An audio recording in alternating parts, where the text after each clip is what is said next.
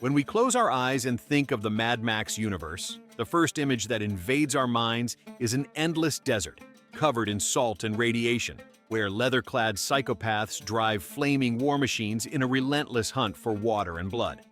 We are conditioned to believe that the end of the world happened in a single day, in a massive nuclear flash that turned the planet into hell in a matter of seconds. But the true genius and the true terror of the world created by director George Miller is that the apocalypse didn't start with an explosion. It started with a sigh of exhaustion. Today, we are going to dive deep into the forgotten timeline of action cinema's most brutal franchise. We will understand how humanity actually hit rock bottom.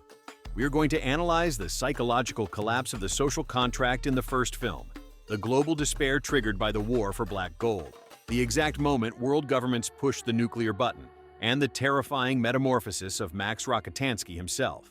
Get ready to discover that the true end of the world happens in our minds long before the bombs ever fall. Chapter 1. The Slow Apocalypse and the Illusion of Order. To understand the wasteland, the radioactive badlands of the more recent films, we first need to rewind to the 1979 classic. The original Mad Max doesn't take place in an isolated desert, but in a society that looks terrifyingly similar to our own. There are still open ice cream parlors, roadside diners, lawyers in suits, paved highways, and families taking beach vacations. The world is pretending everything is fine. But beneath this thin layer of normalcy, the institutions are completely bankrupt. Society is crumbling from boredom, despair, and a severe lack of basic resources. The ultimate proof of this institutional collapse is the very police force the protagonist works for, the Main Force Patrol. Max's fellow officers don't represent imposing order and justice. For all intents and purposes, they are a uniformed leather gang, funded by a state on the brink of financial ruin. They operate out of dark, dilapidated precincts, trying to empty the ocean with a bucket. The brilliant script of the first film shows us that the apocalypse is a slow process of acceptance. The real end of the world isn't physical, it's psychological. Barbarism becomes the new normal. The population and the government had already accepted that sadistic biker gangs dominating and terrorizing the highways were just an everyday problem. The state simply had no more money, fuel, or moral authority to stop them. The social contract, that invisible agreement that keeps us from devouring each other, had been canceled. Chapter 2. The War for Black Gold and the Broken Machine. But what was the material cause of such a profound collapse? The world created by George Miller is a brutal mirror of our own addiction to energy. The entire planetary machine ground to a halt when the oil taps around the globe began to run dry. We don't realize how fragile we are until the power goes out. Without gasoline, there is no freight transport.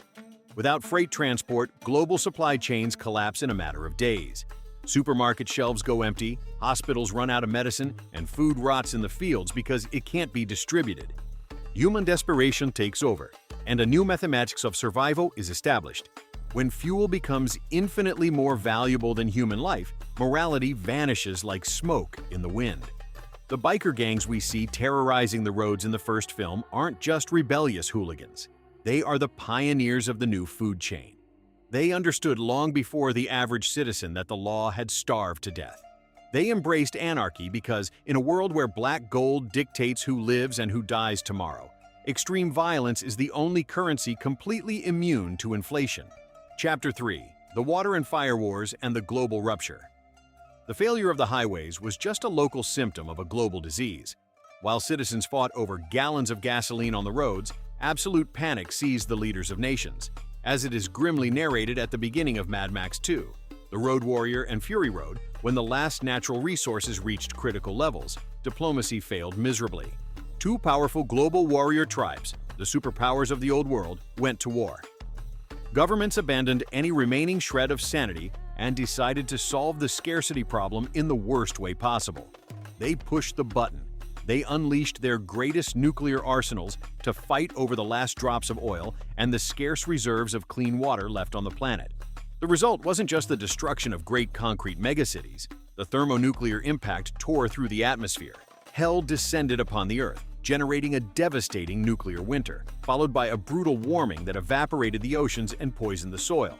This is the exact point in the timeline where the world ceases to be the sunny highways of 1970s Australia and permanently transforms into the wasteland. Notion of sand, salt, and radiation, where human life is nothing but a pest fighting off extinction. Chapter 4: Psychological Metamorphosis and the Death of Hope. To illustrate the sheer scale of this global collapse, the director uses the protagonist as a perfect microcosm of humanity itself. Max Rokitansky's journey is the exact mirror of the falling world. Throughout the entire first act of the story, Max is the last good man.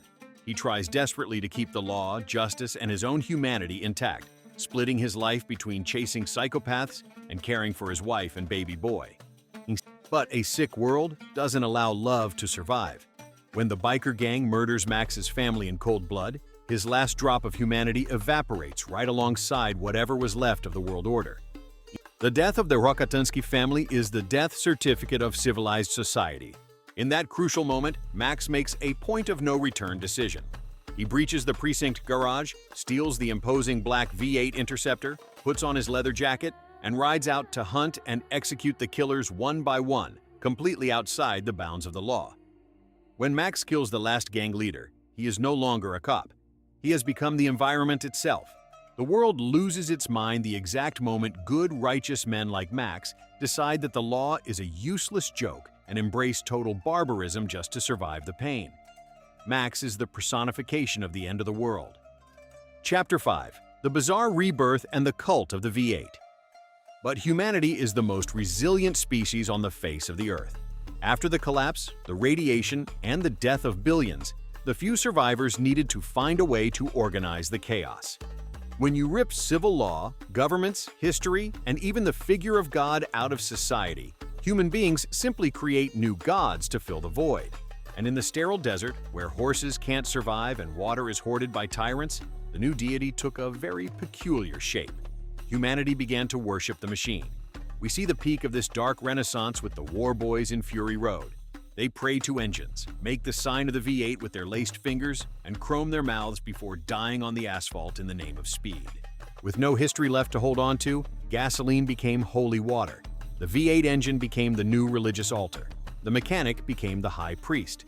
Civilization wasn't destroyed. It simply assumed its most honest and grotesque form. A society built on blood, gears, and despair. Conclusion: The Mirror in the Desert. The Mad Max universe is about so much more than just cars exploding in the desert. It is a brutal study on the fragility of our own civilization. The franchise warns us that we are always just a few energy crises and a few failed governments away from complete barbarism. The end of the world isn't a flash in the sky. It's the moment we stop caring about one another and start looking at the person next to us purely as an obstacle or a resource. What about you? Do you believe humanity today is closer to solving its problems peacefully, or are we accelerating with no brakes straight into the wasteland? Leave your honest opinion down in the comments. I really want to know what you think about this collapse. If this deep dive into the true end of the Mad Max world blew your mind, floor that like button, subscribe to the channel, and hit the notification bell to keep up with these heavy analyses. I'll see you on the road. Until next time.